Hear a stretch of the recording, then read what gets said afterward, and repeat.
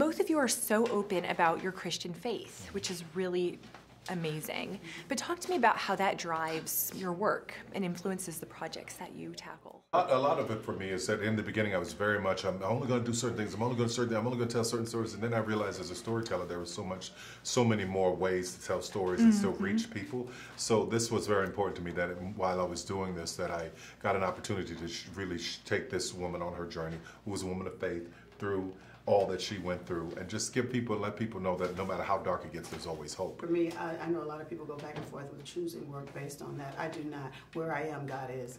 So I take him with me. I never leave him, but I'm telling stories for a lot of other people, so we just have to go there. Absolutely. I feel like I heard one wonderful artist say that it starts with prayer, and that's how I start with when I have a role.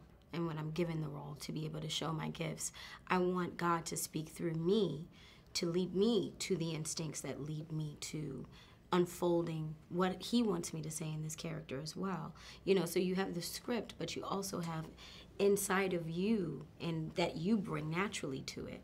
So that's a part of artistry that he's put in all of artists. Yeah. There is so much religious symbolism in this movie, from they go to church, you wear a cross, you talk about your faith. Why was it important to bring these themes to the surface? Just I wanted people to know who she was, her background, more of a background. Like, she couldn't kill a spider off a bed. I mean, she was just a really good, hardworking woman who had a tremendous faith in God and believed. And somewhere along the way, she lost the belief in herself, which I think happens a lot. You have to find the fight sometimes within yourself to keep going.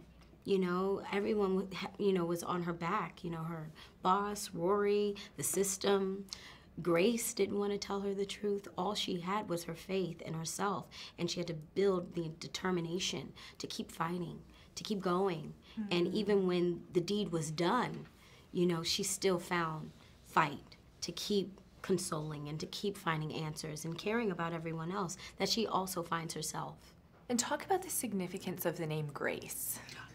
It's another word for the Holy Spirit. Yeah. And I love that. I read something recently in a Daily Word that said something about grace needs to be acknowledged. When it is not, it cringes and withdraws within itself. And for me, that's what happened to her when she stepped on her beliefs and did something maybe outside of herself. She lost herself and almost succumbed to that. But if she remembered who she was, she would remember what was always over her as well. Her name is her gifting from God, is the love of God, is the covering of God, and she is Grace. And at the end of it, she says, is it over? She said, oh, it ain't over. She came to herself. Yes. Yeah. And it reminded me of the verse that says, like, the Lord is near to the brokenhearted. And there's going to be so many women, especially, who are watching this movie, and they're in a place where they're lonely and they're isolated. And so what message do you want them to get from this film? Well, first of all, what I love is that the first people to tell me that these things had happened to them right after the screening I saw in Atlanta were men. It wasn't women. And that's really surprised me. And then I heard from other women as well. So I love that this story touches other races and genders as well. Yeah. I just want them to know, if you remember who you are, remember to love yourself before you look for somebody else to love you. And if you lose your way, get back to that.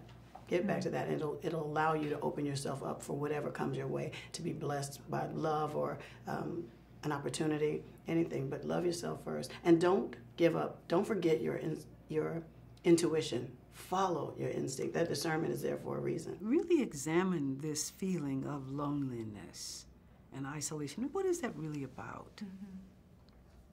You feel lonely and isolated because you live by yourself?